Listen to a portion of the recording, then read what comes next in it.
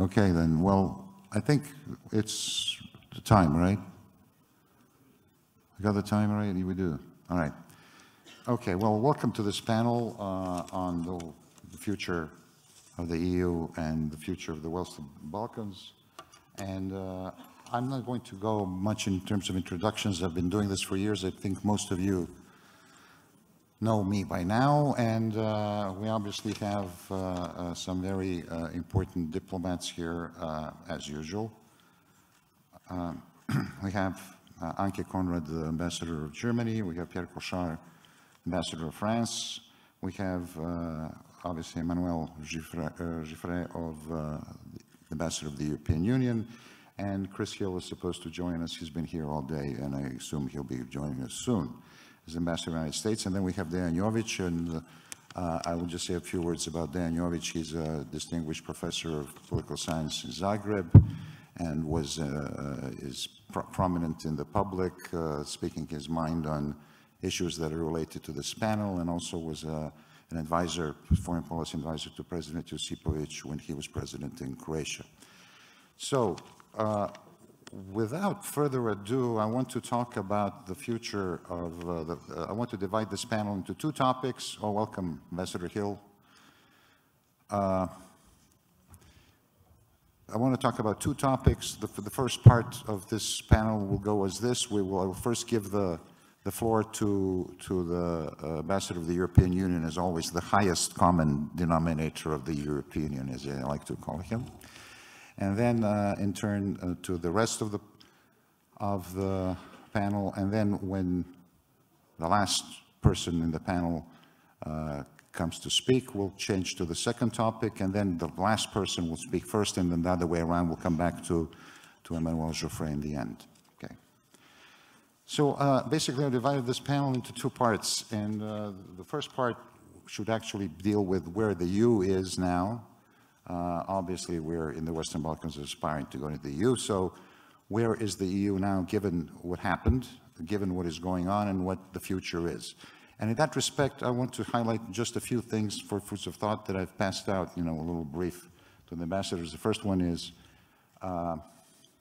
okay, we saw that Europe was faced with three big challenges: security, energy, and governance is something that's sort of permanently part of a problem of the European Union. The first two, well, the first one was security, obviously, was joining NATO by Sweden and Finland, which is in the process, in the pipeline. Security, energy security turned out this year anyway to be something that was handled pretty well, thanks, among other things, to the climate. Probably this will be an ongoing concern, but things are sort of moving in some kind of direction. But on governance, there was a lot of talk before this Ukrainian crisis. There was a lot of talk about the future of the European Union, the changing of the rules. Macron was leading the charge on this. We had a conference in Europe that came up with a couple of hundred recommendations involving civil society, this and that, and strategic autonomy. This was the talk. So one question is, what happened to all that? What happened to internal European reform? Because among other things, one of the things that was said, well, we can't have enlargement until we reform ourselves. Secondly, there are some issues that have come up. Obviously, Europe is more close to the United States now than certainly in Trump's administration, and things have gone back in line with, given the war in the Ukraine and the significance of NATO. But there are some differences in terms of China, the U.S. sort of having tense relations with China on various issues. One of them is technology, one of them is the trade war that's still continuing. And the question is, how is Europe going to take a position on China, and where is this confrontation of the US and China going to lead in terms of European EU interests, how that is going to be handled? And finally, the United States has also undergone certain actions that are basically fragmenting globalization, testing, to put it mildly, some rules of international trade, like the Inflation Reduction Act, which then brings subsidies to American firms.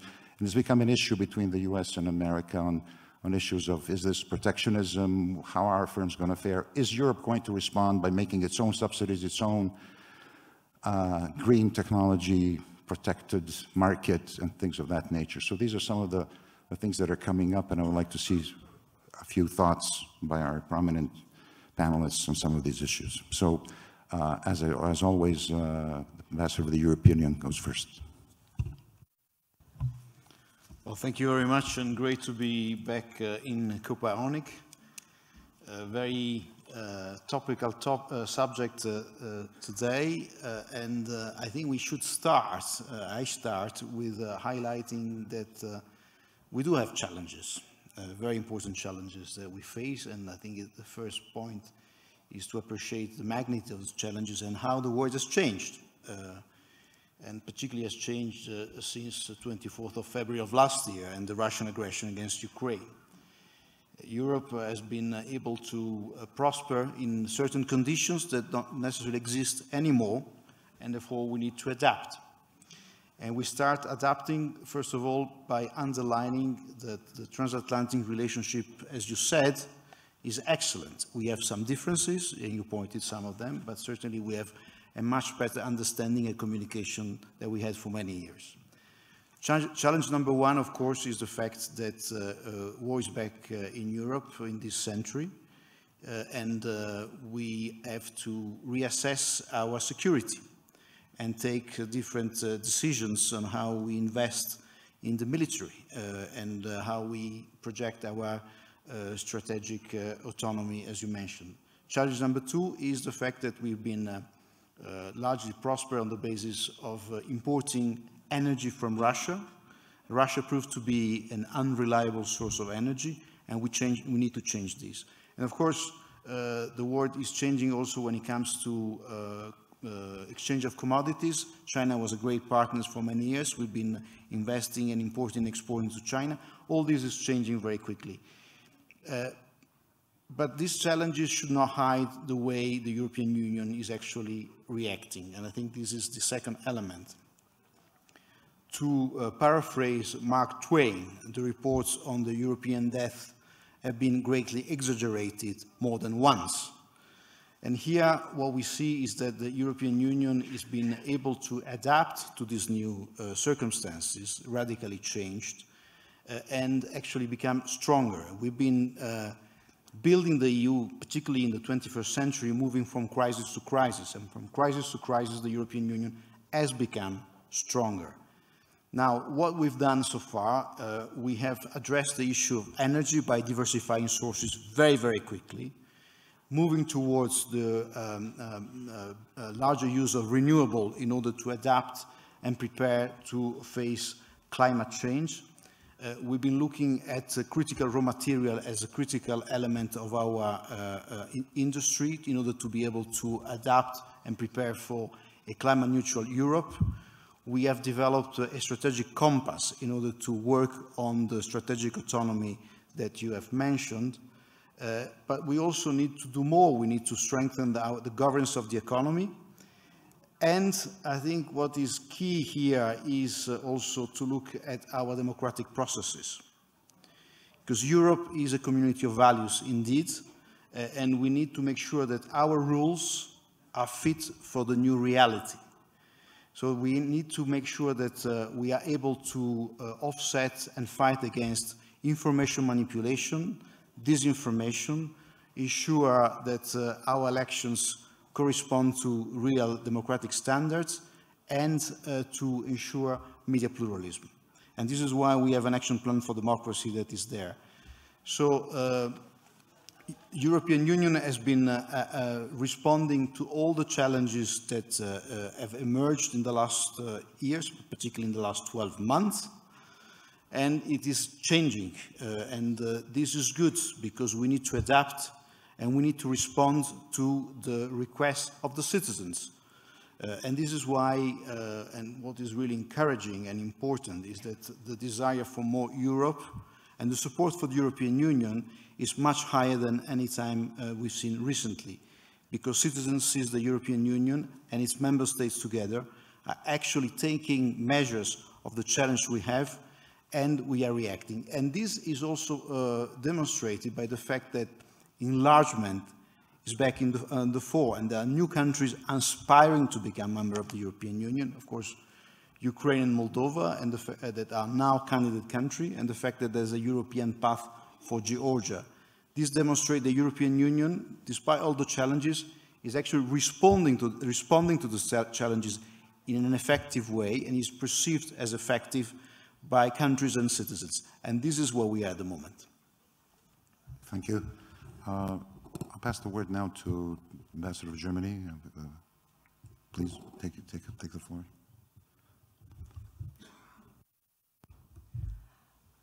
Thank you very much. I'm not going to repeat what our EU head of delegation has just mentioned. I can only subscribe to anything that Emmanuel said. I just wanted maybe to add, if you look at energy. Energy was really one of the great challenges that we met immediately, more or less immediately after, at the end of February last year. And I think what we were able to do within a year really shows that the EU and also its individual member states have a big capacity big capacity to simply adapt to new circumstances. I mean, looking at Germany, for instance, I mean, we were over 60% of our gas came from Russia. So it was off quite quickly, and just a few days ago, we were able to say that we have really nearly all substituted. It also, in a way, pushed developments in Germany that before would have taken much longer. For instance, building LNG terminals. I mean, it would have taken 3 or 4 years, and we did it within a couple of months. And the same is also true for the European Union, for other member states. So it's really, I think, in a way, it pushed us to be better. But I would also like to point out that what the European Union did, we did not only for ourselves or within ourselves, but we also looked at our neighbors. We especially looked also at the Western Balkans, where already for many years, the energy system has been supported, be it the distribution chain, but also reforming energy production systems and supporting the change to more renewable energy. And so we have just now launched next part of a big corridor that will link the whole of the Western Balkans. We are working together not only with Serbia on the green agenda and the green transition of the economy, of energy production. So renewables have in this light been not, or will in the future not only be in a way to lower CO2 emissions, but it will also play a very big role in just raising energy self-sustainability within the different countries.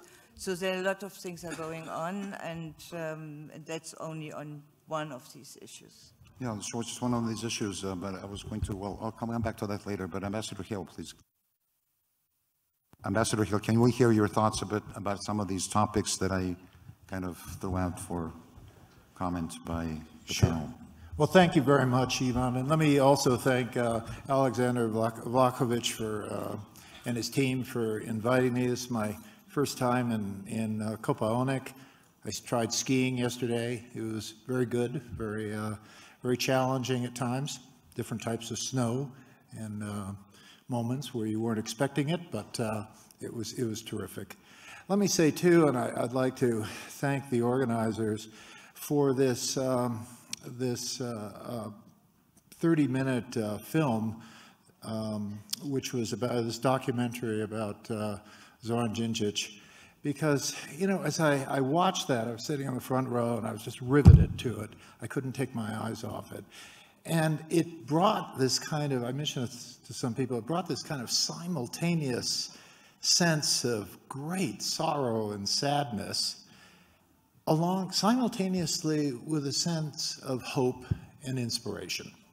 Because I think the things that these clips of Zoran Djindjic talking about aspirations to the European Union, why it's important, where Serbia's future ought to be, and most important, to appealing to the better angels of all Serbian people. And in effect, to make the argument that they need to go forward, the past is the past, they need to address issues going forward. Don't always talk about the problems. Of course we know about the problems, but talk about the possibilities. So I must say I left this room with a real sense of inspiration in my own personal work here, but also in the endeavor of everybody who's taken the time to attend this conference. You know, I can't add too much to what my good friends, diplomatic colleagues have said, except to say that, to state the obvious, the European Union is the best thing that's happened in Europe in centuries. I mean, we need to be respectful that this is an extraordinary process. And with all extraordinary processes, it has had to deal with extraordinary difficulties, but I think keeping very much focused on the goal of a Europe that's whole and free, united, and a Europe that really, I think, plays a responsibility outside of Europe and addresses together with, in its context of the transatlantic relationship, but also on its own, and understanding that it has an enormous role in the world to play. You know, too often we are bogged down by talking about the bureaucracy of the European Union, which is becoming legendary. But nonetheless, what is really impressive of the European Union is, as Ambassador Geoffrey mentioned, it is a union of values. And I think everybody in the European landmass should aspire to those values and therefore aspire to the membership. So it is customary for American diplomats to offer places in the European Union to other countries who want to aspire. So I won't be breaking any new ground when I say I think Serbia ought to be in it. I do. And I think it ought to be in it sooner rather than later. And sure, I think it ought to fulfill the requirements, and I know there are a lot of requirements to be filled, but I don't think the requirements should call into question the eventual arriving at the destination. You know, people often talk about the extraordinary choices that Serbia has before it. It does have an extraordinary choice in terms of where it's going. But that extraordinary choice is quite simple. Is it going to be a good member of the European Union, or is it going to be a pain-in-the-neck, challenging member of the European Union? I would advocate that it ought to try to be a good member of the European Union, try to harmonize wherever it can, try to align with European policies wherever it can, not just because they're European policies and somehow the best way to enter the European Union, but they should also be representing the values of Serbia and, frankly, the aspirations of Serbia. So I know these chapters and clusters, really, it goes beyond my brain to understand, but I get all that. But I think at the end of the day, we ought to understand that some of these things are absolutely in Serbia's interest, whether a European Union exists or doesn't exist. So I think people will take those up with the understanding that things need to happen here. Rule of law is absolutely essential. I don't care if the European Union is here or not. Rule of law needs to get done. You know, people talk about corruption like it's some kind of anti-corruption, like it's some kind of secular religion. Really, what we're talking about are strong institutions. Show me a strong institution, and I'll show you less corruption. Show me weak institutions, I'll show you more corruption. So when we think about the fight against corruption, let's think about it as a fight in favor of institutions that are able to function on their own. Ultimately, Serbia does have to complete some really tough foreign policy issues. One of our favorites, we discuss it day and night, we even sometimes dream about it, and that is the issue of trying to resolve Kosovo. This is a tough one. I don't make light of anyone's preoccupation with it, but I think people need to remember that sometimes when you take a tough issue and you break it down to the parts that issue consists of, one of them is clearly giving Kosovo some international scope. I won't get into the definition of that, but I do feel that it's in no one's interest to see Pristina completely isolated in the middle of the Balkans. So I think that ought to be looked at very closely. And the second thing is that I think is absolutely essential, and I think my government, and if the American people could speak about it, everyone would agree, the Association of Serb Municipalities needs to get done. There are two reasons for that. One is it represents an agreement of 10 years ago. 10 years ago is a long time, a long time. So to show the credibility of the overall process, to show that agreements made are ones that need to be followed through, it has to be made. But that's only one reason. I think the second reason is even more fundamental. You do not have to be a historian, you do not have to be an anthropologist, you do not have to be a lot of things to understand that Serbs have lived in Kosovo for many centuries, and the Serbian community there now has a right to know what their future is going to look like, and therefore I think this ASM needs to get done. And I think it's a test not only of the negotiators, our beleaguered negotiators who have to work on this every day, I think it's also very much a test of the authorities in Pristina to understand what rights are, what rights have to be addressed. If they truly aspire to international standards, they should start with ASM, Association of Serb Municipalities. And I think it's extremely important for any government in Belgrade to understand it has responsibilities to somehow help Serb communities deal in the countries where history have left them, and that they should be successful as communities. So, you know, when you kind of look at it in those terms, I do come away with a sense of optimism that this can get done. The problems will argue themselves. I think we ought to look at what the possibilities lay ahead. And then, like any problem set, look at the alternatives, and those aren't very good either. So I think we ought to move ahead. And with those sort of basic comments, I'd like to make one more, just one more if I could be permitted, Ivan, and that is security. Ambassador Joffre alluded to the issue of the fact that we have a war going on in Europe now. And then I'll allude to who's been able to deal with it. First of all, it's the brave Ukrainians. I mean, I think if historians 100 years from now will remember how Ukraine has handled this. There's another organization that's done very well on this called NATO. And I think any country that values security for its own people, that values the sense of belonging, being a part of something broader, and the part of something broader gives it peace and security and the capacity to deal in the future, any country should be looking at NATO membership. And I just hope, I don't know, in my tenure here, in my lifetime, wherever I am, on a sailboat or something, I hope that at some point we can do what we've done before, and that is call Serbia allies. Thank you. Thank you, Ambassador Hill. I'm glad you spoke about the second topic instead of the first topic. So when the second topic comes, maybe we'll talk about the first topic that we started off with, which was basically... I have dyslexia on some of these things. So. That's all right. But, you know, I'd like us to stick to the first topic first. So I'll go to Ambassador Koshar. We started all this with where's Europe going, because Ambassador Hill talked about the Western Balkans. That was our second topic. So the first topic is where's the European going? What happened to the internal reforms? And I'll come back to the European ambassadors after you finish them first. But before that, Dejanovic will get the word. Ambassador Koshar, what happened to the internal reform of decision making? What happened? Where's Europe and China? What's going on? What's the next thing? You know, that kind of thing. Well, thank you very much, Mr. Vujacic, and thank you for the invitation to take part in this panel.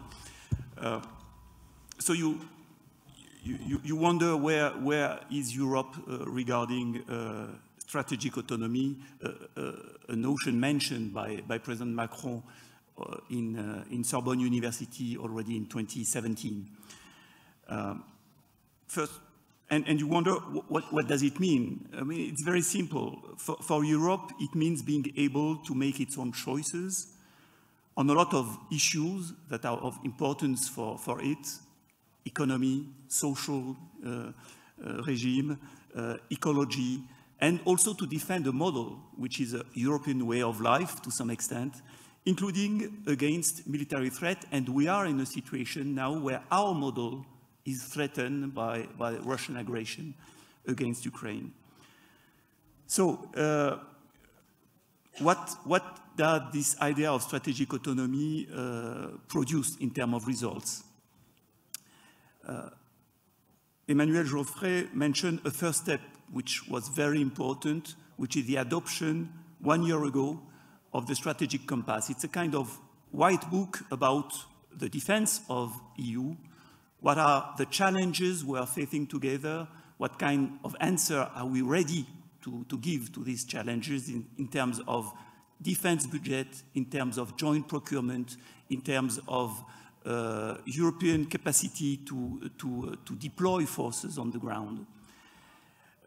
This strategic compass will be reviewed annually. It will be reviewed on the 20th of March by both Ministry of Foreign Affairs and Ministry of Defense in Brussels. But a lot of projects are already implemented or are discussed in the institution. I want to mention a European Defence Fund of more than 8 billion euro that will cover the 2 coming years to be adopted this summer. Also a European Intervention Initiative that will allow all EU member states to deploy quickly up to 5,000 soldiers on the ground. And of course, also a result of a Franco-German initiative, a decision to go together to build the jet fighter of the future. So it's a concrete project. And not to mention, we are continuing with our CSDP mission on the ground. We have a big CSDP mission in Ukraine, working to train Ukrainian soldiers to use their new equipment. But of course, war in Ukraine has completely changed, let's say, the landscape, and the need to reinforce our defense is now shared by all EU member states without any, there are debates on the how, maybe, but there is no debate on the if. It is necessary, it is considered to be urgent now. And just to give a concrete example, we are working now on ammunition, how to improve our capacity to deliver ammunition to Ukraine. We are pooling our resources to give a short-term answer. We are also working on joint procurement on the longer term, and also to increase our capacity in terms of industry producing of weapons. But strategic autonomy goes along also with a reform of the EU governance, and you mentioned it. It has emerged as a demand also from the EU citizens through the Conference of the Future of Europe, the conclusion given during the French presidency. People are expecting a more effective EU. They are not asking for less EU, they are asking for more EU, of course more democratic, but also more effective. So a set of proposals have been issued after this Conference of the Future of Europe, and they are looked at by the institution, especially by the Council. Some of them do not need reform of the treaties to be implemented, so we are looking at them and to implement them. But on this need of a reform of the decision process, France and Germany expressed a strong will during the last joint Minister Council meeting in January to reform the process of decision, to allow more qualified majority decision for foreign policy, for example, but also for fiscal policy. Some of this reform in the mode of decision need a reform of the treaty. We are ready to do that, but even before that, we have the ability to take new steps and to decide together that in some field we will be able to decide quickly at a qualified majority.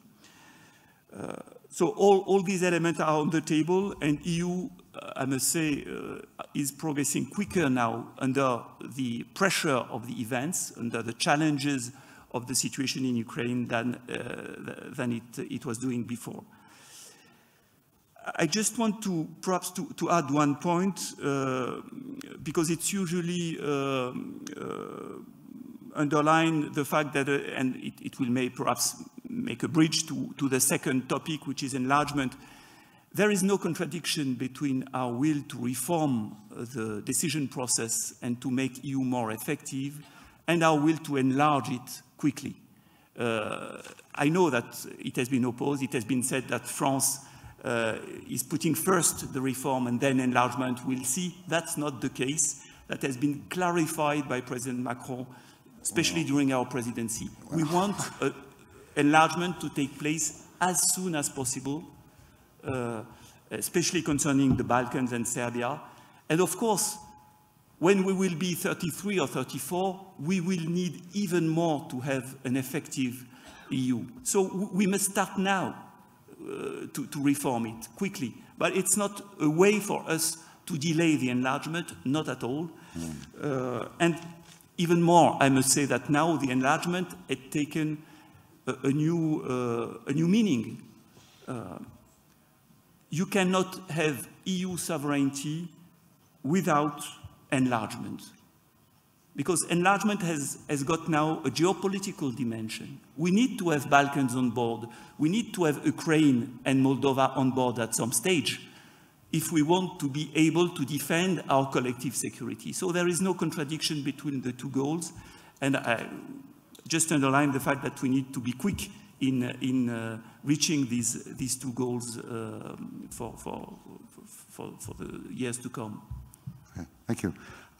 Okay, maybe we'll come back to some of this stuff later, but Professor Jovic, I'd like to hear your thoughts. Yeah, thank you. Well, I think we need to start from the issue of the war in Ukraine, which is so central, I think, for the future, not only of the European Union and the Western Balkans, but I think in more global terms, for the future of the international order. This actually, as Putin himself said, this war actually challenges the existing international order, irrespective of the fact that they sometimes claim that, in fact, they want international law to be respected or international order to function and so on and so forth. And this introduces, when it comes to the European Union, very strongly the dimension of geopolitics, just as you said earlier. We all remember Ursula von der Leyen announcing, I'm not quite sure whether she meant it actually, but I mean, she certainly is remembered for saying, my commission will be more geopolitical. Now there we are. Her commission, in fact, and the whole European Union is, because of this war, probably more geopolitical and needs to be even more geopolitical than, I think, the European Union as a vision, the European concept, being based on liberal democratic values rather than security concerns, has ever been actually constructed for. And I think this changes internal issues within the European Union to many respects. First of all, it puts under question really the issue of strategic autonomy, which was this or that, but it certainly was also an attempt to be as independent from others, including from the US, as possible. I mean, when European Union thinks of external actors, particularly in the Western Balkans, they usually think Russia, China, Arab states, but I mean, the European Union is probably a semi-external actor in the Western Balkans, and the United States too, semi-external actors. So I suppose that within this more general, broad context, the strategic autonomy should actually mean more autonomy for decision-making, including now on security issues. I think it challenges, the war in Ukraine challenges Europe in yet another terms, and this is in terms of soft power. Some of my colleagues, constructivists, would say in terms of images and the picture and the projection it produces about itself in the world.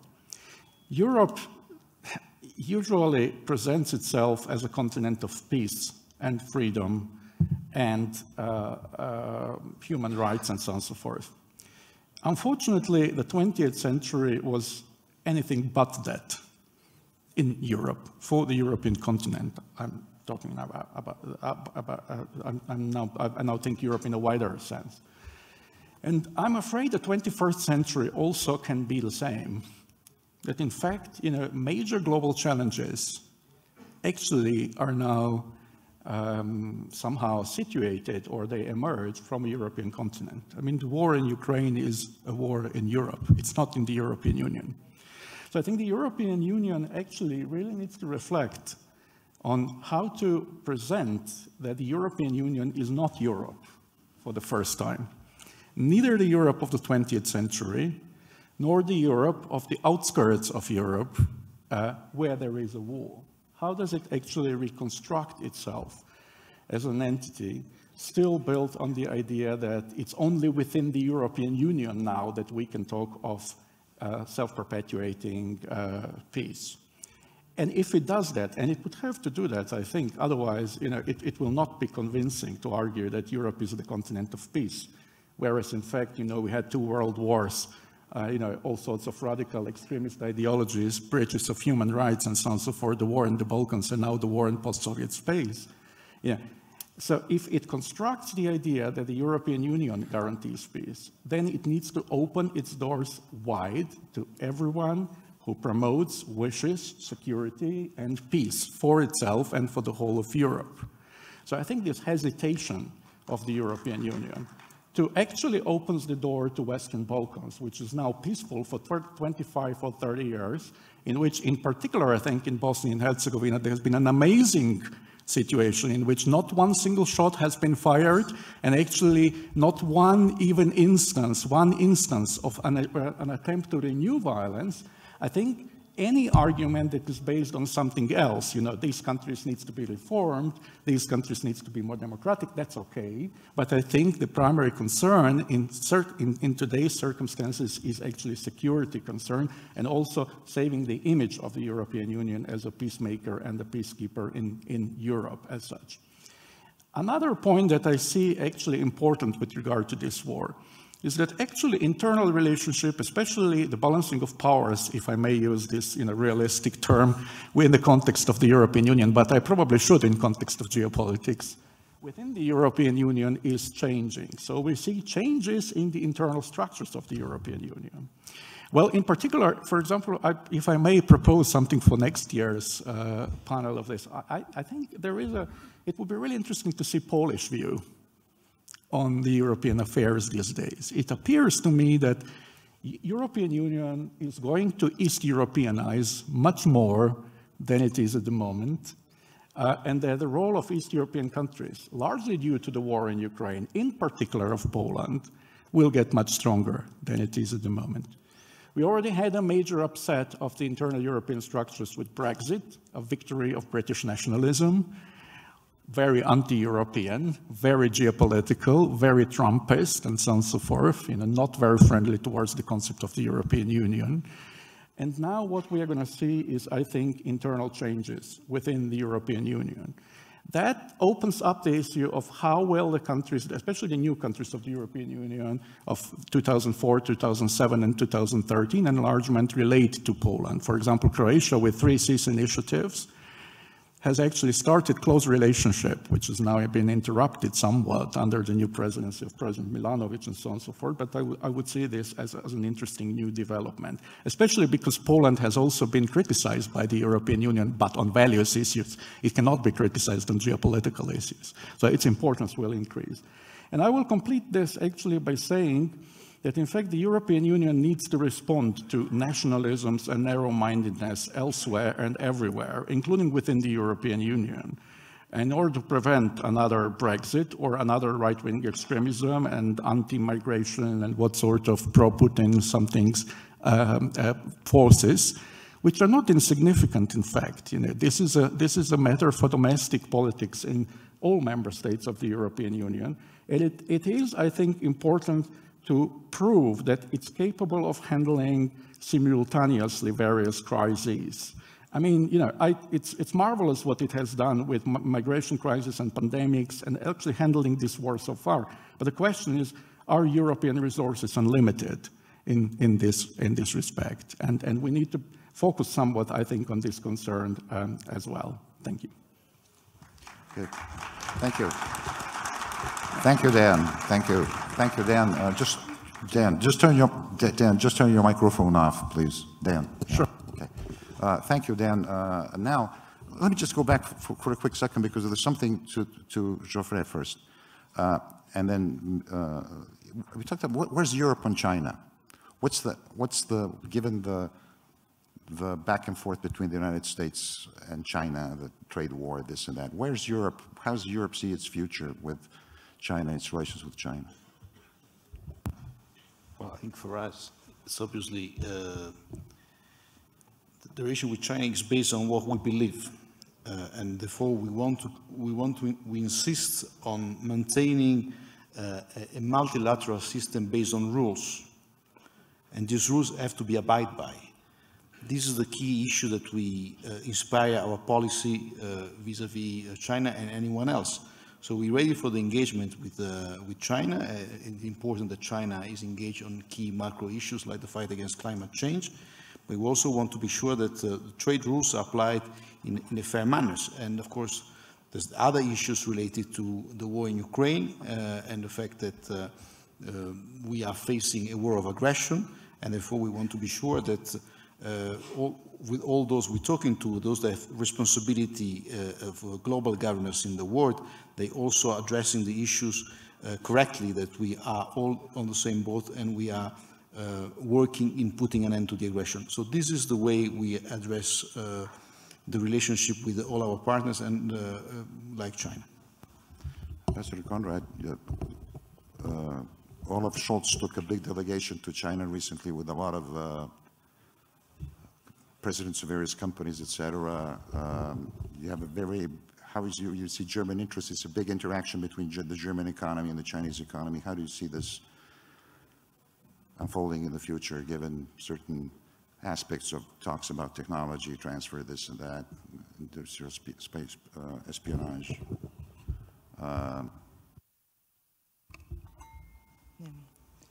mean, yes, in Germany we have many enterprises who are producing there, who are having sometimes even the biggest production facility over there in China, because there's also the market. But I mean, at the same time, that doesn't mean that we would like to be, and we also wouldn't like to see our enterprises being dependent only on China. And of course, we also see the necessity, and that's our enterprises also know that there are certain routes they have to buy too. We have now started with a new law that entered into force 1st of January, and where also similar discussions are also going on within the European Union on the delivery chain supply, delivery and supply chain protection, meaning that enterprises in Germany, but also first chain enterprises, so daughters of German companies in other countries, they have to abide to a set of rules, inter alia also on human rights and social rights. So that places a lot of responsibility for the enterprises in Germany, but also, as I said, the first daughters, something that we also apply here in Serbia and elsewhere. And we see this as a very important element of simply also having the link of human rights and business, not only in theory, but also in practice. Yeah, okay, I understand that. You know, one thing I find to be somewhat confusing, if I put it that way, is, you know, everybody talks about rules-based, but what about the WTO? Does that include the World Trade Organization rules? International law? You know, rules-based is sort of a very vague concept, given that we have international law, we have rules that done by the WTO on trade, et cetera, et cetera, et cetera. When you say rules-based, you include all these, I assume. Mm-hmm. To me? Or? Well, anybody, yes. Yes or no? I mean, rules-based, I think it encompasses us all. I mean, Well, it doesn't, because some people say we don't like these rules. For example, now we're talking about, say, okay, let me put it this way. We had a globalized world. Now, when we talk about nearshoring, friendly shoring, this and that, protectionism, subsidies, etc., we're actually talking about protectionism, and this runs very differently than what some of the standard WTO rules were, at least till recently. Okay, so, you know, rules-based sometimes means rules that we make up and then expect people to abide by. I mean, if I may answer first, and then maybe also others want to, I mean, for example, if you now look at this delivery chain protection system, that's rules that we have put on ourselves and our enterprises. So enterprises might even say that they are now underprivileged because they have to abide to rules that others don't have to abide to. So it's rule-based, it's not only in one direction, it's in two, but I would also like to leave space for my colleagues. Go ahead. I would say that yes, rules are important, but also important to enforce them and to make sure that they are the same for everyone and the context is the same for everyone. So certainly there's a much more determinations on the side of the European Union to use these rules to protect our interests. We abide by the rules, we follow the rules, and if we see someone is not following the rules or is adapting the rules to their own interest, we want to have a very serious conversation with them, whoever they are. And this is what has changed. There's a much stronger determination. There's an awareness that we need to make sure that our value chain is protected, that our industry is able to compete on the fair grounds with others, which was not always the case in the past. And the European Union has become much more aggressive in promoting the rules and defending its economic interest using those rules. Yeah. Okay, thanks. Thanks. First of all, I don't think there's any relationship more important than the relationship with 1.3 billion Chinese. I think it's a very, very difficult process to manage. For many years, we kind of put aside, to some extent, the values gap. And there's an enormous values gap in terms of how we look at governance and how the Chinese do. But we kind of were able to put that aside with the understanding that perhaps there'd be some sort of eventual convergence, that China would embrace election processes and local elections, et cetera. Then the issue, of course, came up as China became a ferocious economic competitor. And I think a lot of people began to look at the question of whether China was following the rules. This started off, though, more as a debate where the United States would say things like, we think China should try to be, and we use this term, responsible stakeholder.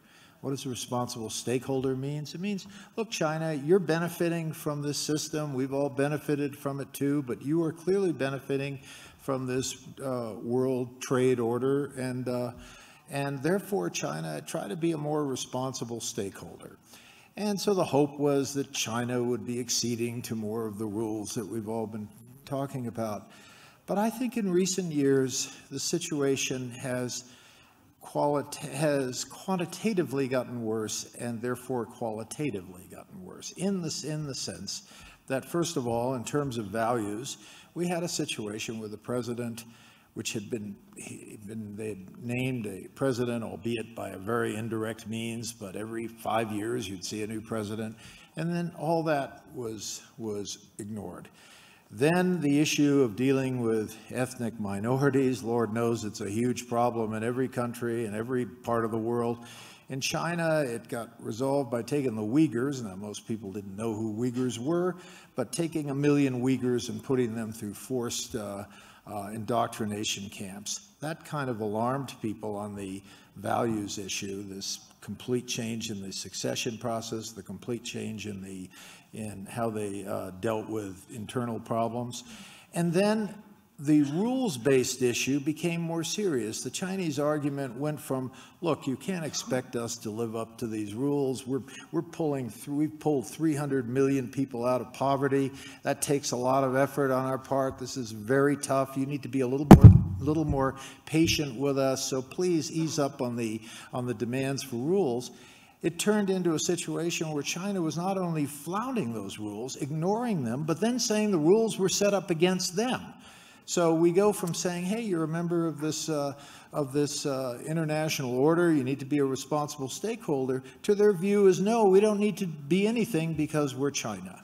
And then I think the issue became, we saw it wasn't just the US, it wasn't just the European Union, but you asked the whole range of Southeast Asian nations, all of whom depend on their economic livelihood to have a decent relationship with China, and you saw all their attitudes toward China changing because China has changed.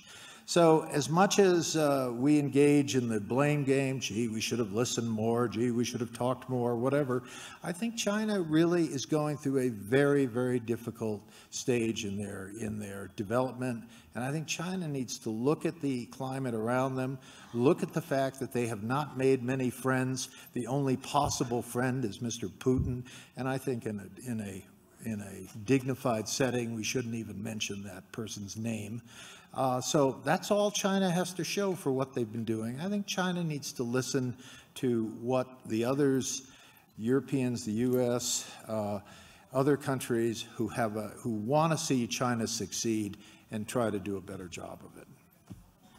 Yeah, well, that's, yeah, I've heard that interpretation. I also noticed that in your book you say, you know, messing with China is not a very smart thing to do. In your book that I read, the book that you wrote, you were saying, you know, it's difficult to take on China. China is something we should take care of. Well, it's not fair to quote someone's book that he wrote 10 years ago, but yeah, as long as you're going to do that, no, I would say I still believe that we need to have a serious dialogue with the Chinese. Yeah, sure, of course. I draw a distinction between that and what what's his name from Moscow is doing.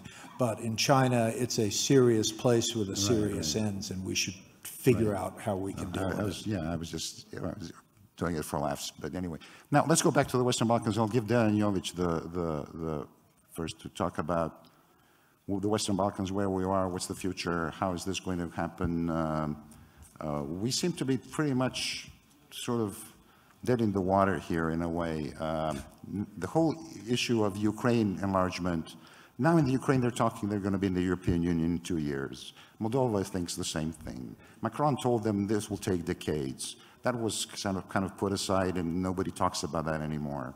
But if those people take a look at what the Western Balkans have been promised 20 years ago of a viable future in the European Union, and that 2 decades have gone past, what would those people in Ukraine think in terms of their potential membership in the European Union?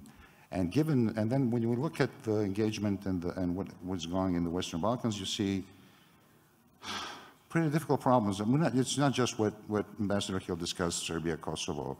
It's also, there's a huge division in Northern Macedonia over the identity issue becoming part of their EU accession, which was made through, I think, a very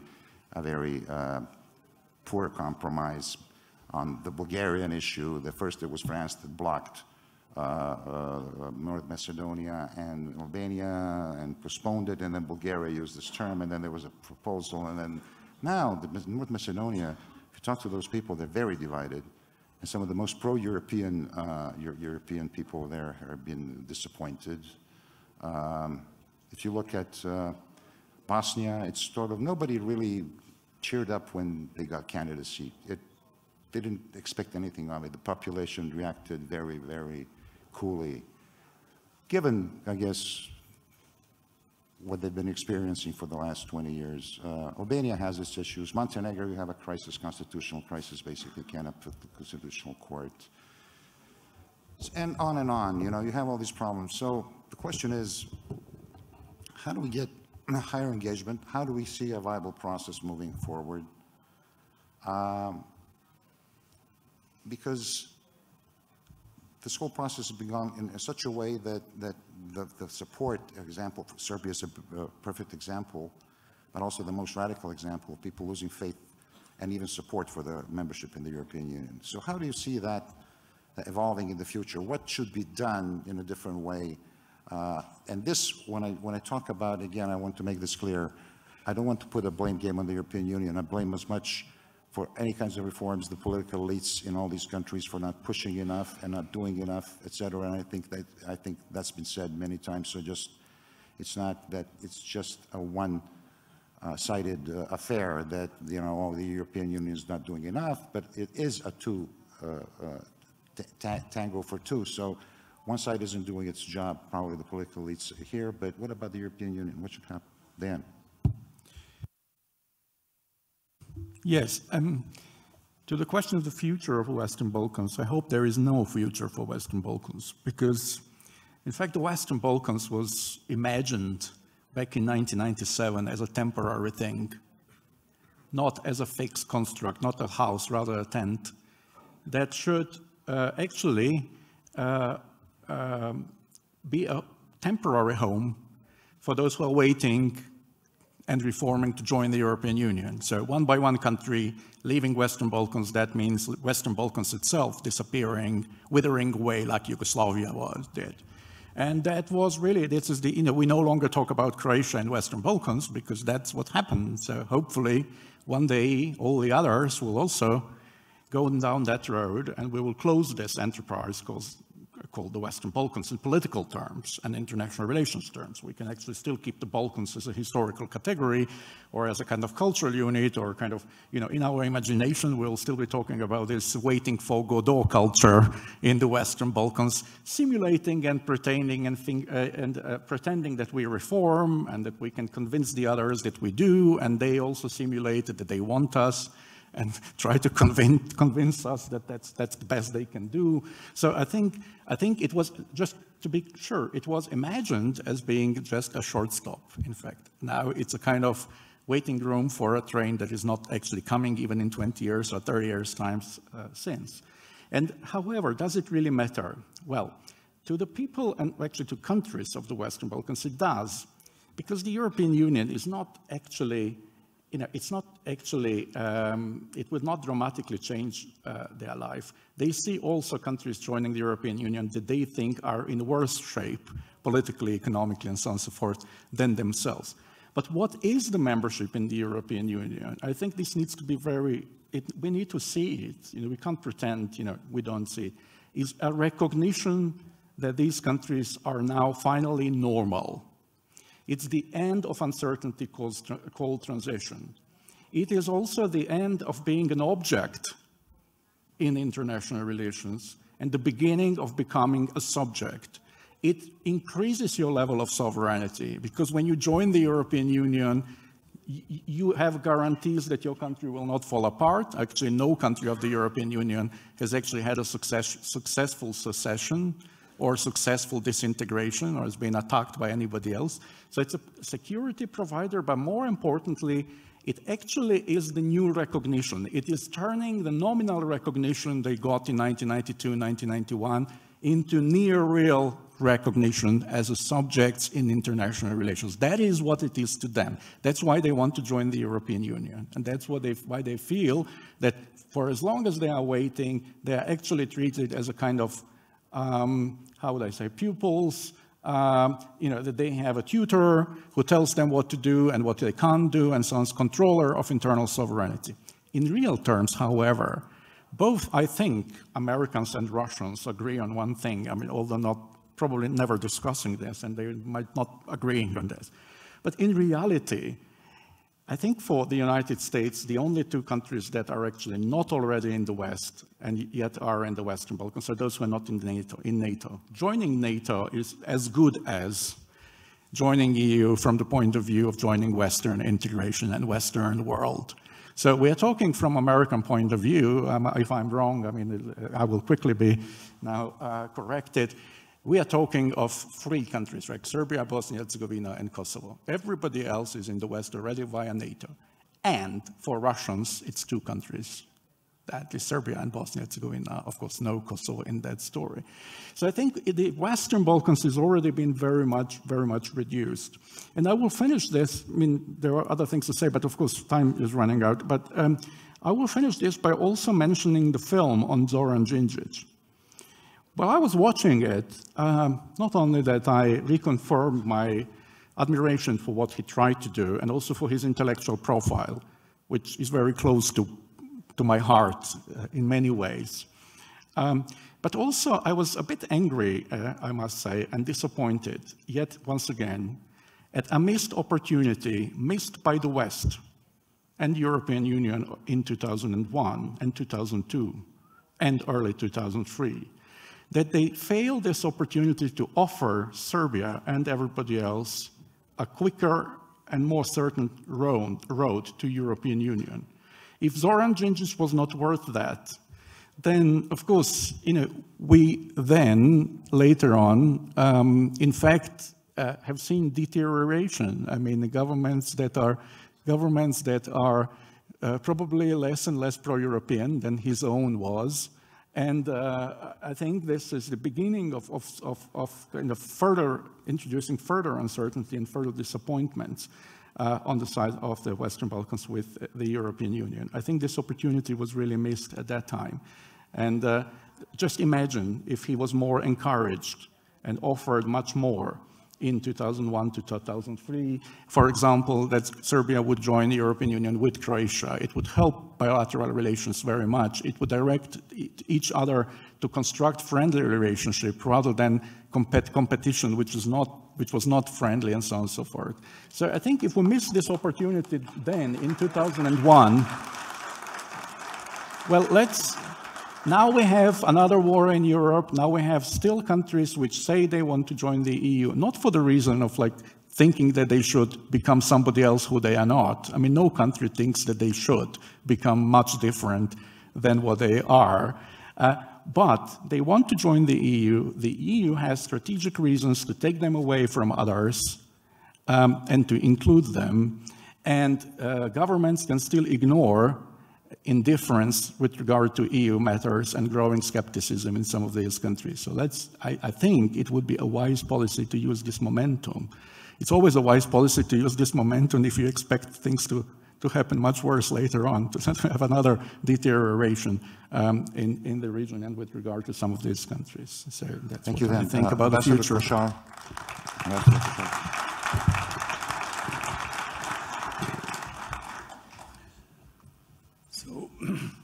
I won't speak about missed opportunity, but my plea would be to look forward, because if there is so little support for EU membership now, it's perhaps because people are looking too much at missed opportunity. And there has been missed opportunity, of course. If you look at the past decades here in Serbia and elsewhere in the region. So, I mean, we can, and it's true also for a lot of issues we are dealing with now, including the dialogue between Belgrade and Pristina. So it's up to the people to choose if we will look again and again on the opportunities that have not been seized, or if we are looking at what is possible now in the current geopolitical situation. And I'm sure a lot of things have changed in the past few months that are opening opportunities for Serbia to be quicker in its path towards the EU. And it has to be seized now. What does it mean? It means three things.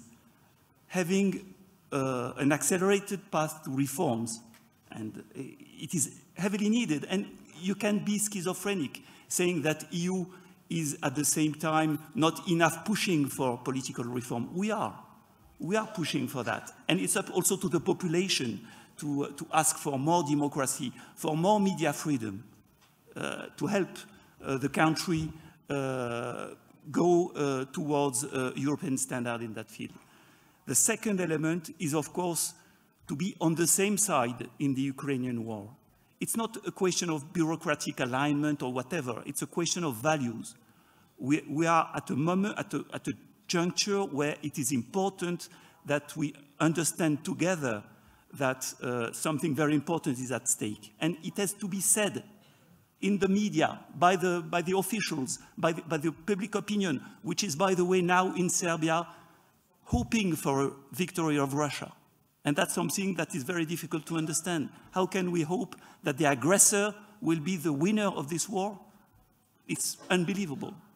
And the third element, I mentioned it, is dialogue. Yes, we are pushing with Germany and with all EU countries and with the strong support of the US to make quick progress in this dialogue. It is key if we want to Serbia not to wait more decades to enter the EU. That's a key element. That's not new. That's not a new demand. That's something that was written in the beginning of the negotiation process.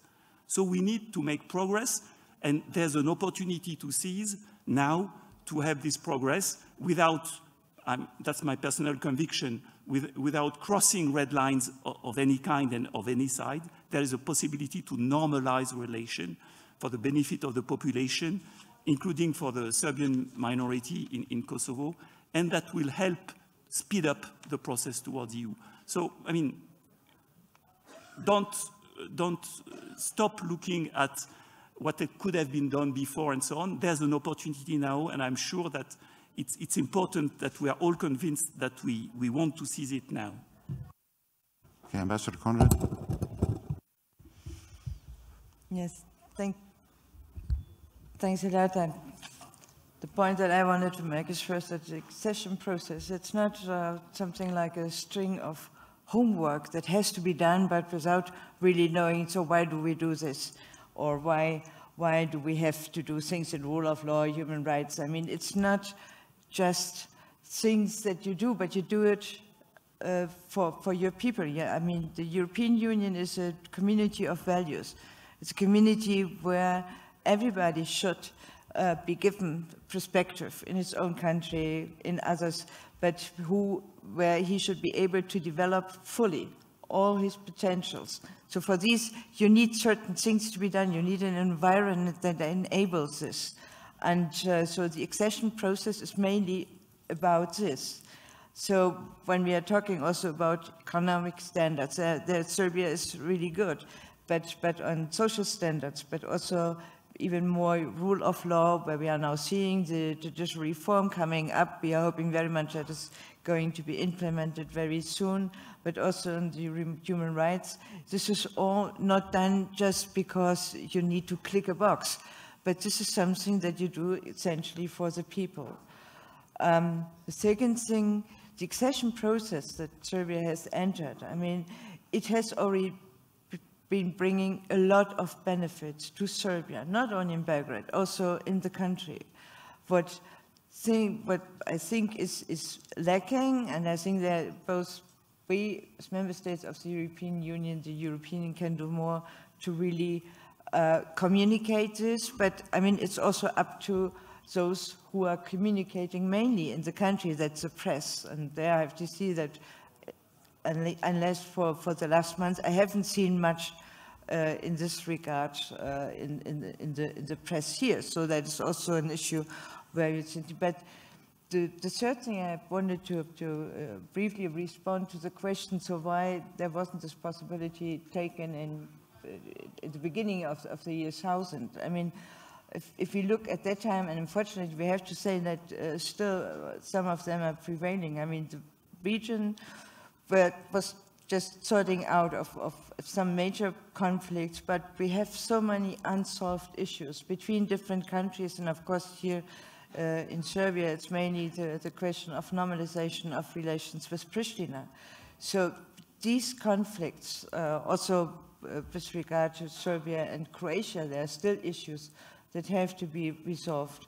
Also other countries, I mean, this is really blocking. It's taking away human manpower, capacities here in the countries that could be very well used to just advance on the path towards the European Union. There are many also investment opportunities, I'm thinking especially on the south of the country, which are not used right now, because on many very important issues that are also now at the center as infrastructure in the south. No, there was no more power to deal with these. So I think solving the conflicts step by step will really also unblock many opportunities here in Serbia, but also in the region in general, also in other countries, to move ahead with the things that value, and that's the future of the children of Serbia. Thank you. Ambassador Joffre. I would say two things about this topic. The first one is that the Western Balkans, with all the problems that exist, that you mentioned quite a few, is completely different than the Western Balkans in 2003. We have now visa liberalization by the end of the year with all region. Every citizen in the Western Balkans can freely travel to the European Union. Economically, the region is totally anchored to the European Union. 60% in Serbia of the FDI comes from EU-based companies. We are the main trading partners, and this is good for everyone. No one is questioning, everyone is happy with this. Students can go and study in European universities, and European students can come back here. So it's a totally different Western Balkans, despite all the problems. Issue number two is that we are in a different world after 24th of February last year. And we know that history knows sudden acceleration. We saw one in '89.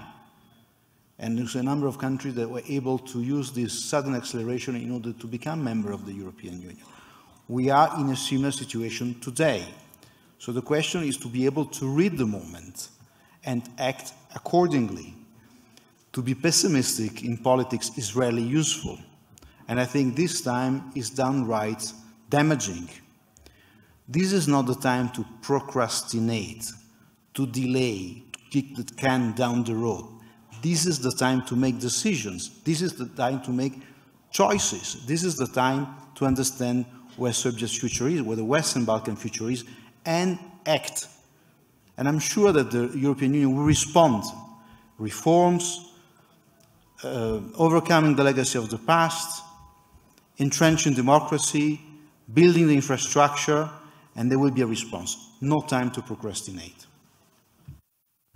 No, I agree. I think we're coming to a close of this thing, and before I'll turn the floor to a few questions maybe in a second, but I want to make a last statement.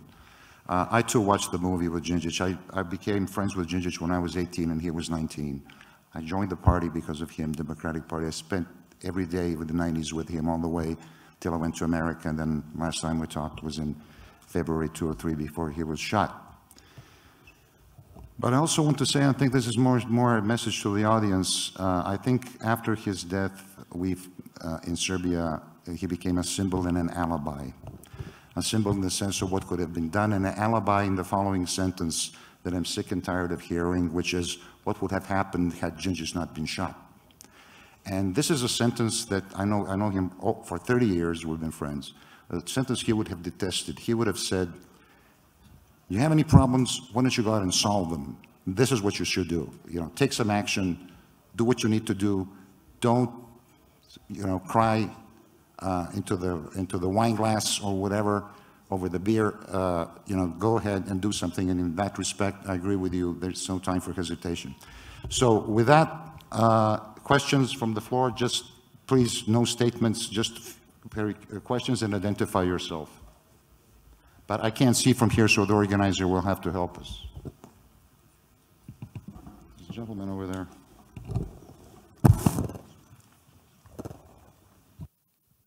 Thank you.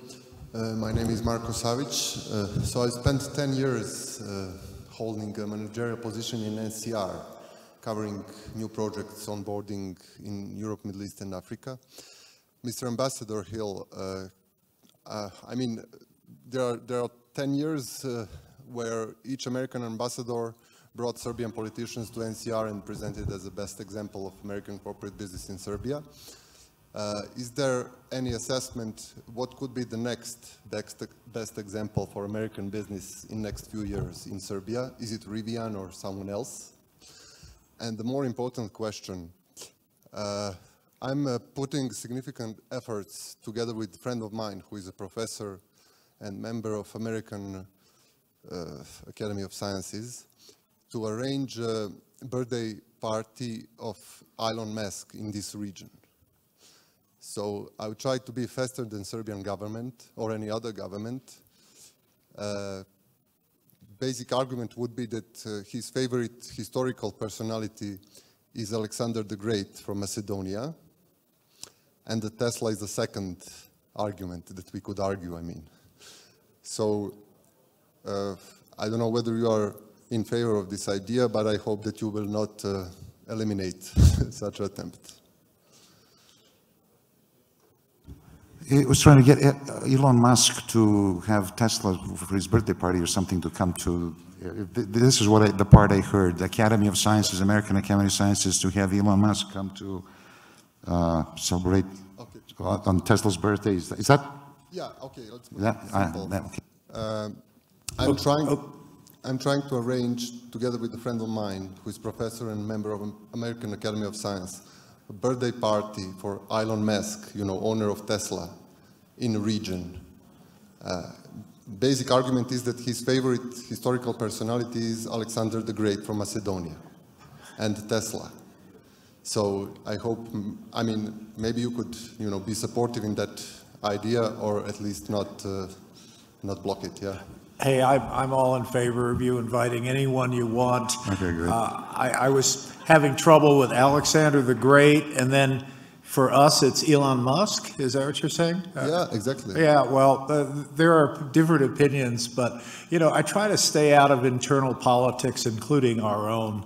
So, but you go right ahead on that. On the first question, though, let me just say, I've also been to the NCR campus. I think it's a great inspiration.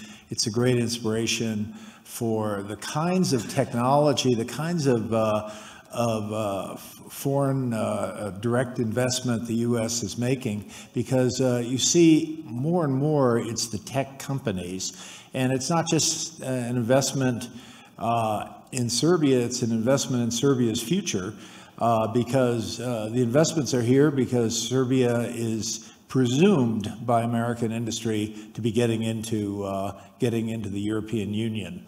I mean, that's a presumption they have. It's also an investment in the highly talented young people of this country. It's just really impressive. So that's what companies are doing. I'll make one other sort of note of caution, though. When you look at American boards of directors, they tend to be rather diverse these days. They're not just a bunch of, you know, grumpy old men with color hair I have. They have different kinds of people in these boards. And so if an American company is looking at investing in Serbia, it's likely that someone on the board say, well, what's going on with that Russia thing, which will be as precise an analysis as you might get from some Americans. So there has to be an understanding that what happens in Serbia doesn't just stay in Serbia. People are very aware of things that are happening. And so Serbia needs to always be careful to present itself in, frankly, a truthful but best way possible. I think there's so much that Serbia can be proud of, and for the many reasons I was inspired by that Djindjic documentary, he kind of challenged people to look at their country and see the goodness coming from that country. And I hope that Serbia can really advertise itself in that sense. And I can assure you there will be more American investment. You asked me, what's the next one?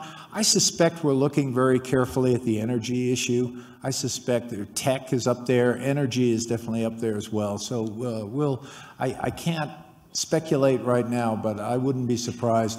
One thing I can tell you, it won't be yesterday's technology. It'll be tomorrow's technology. Okay, good. Thank you, Ambassador Hill. Now, we're running out of time, so there are no more questions. No, I'm sorry, we're 2 minutes over time, and we have to keep on schedule. So let me just please join me in thanking the members of our panel for being with us and sharing their thoughts.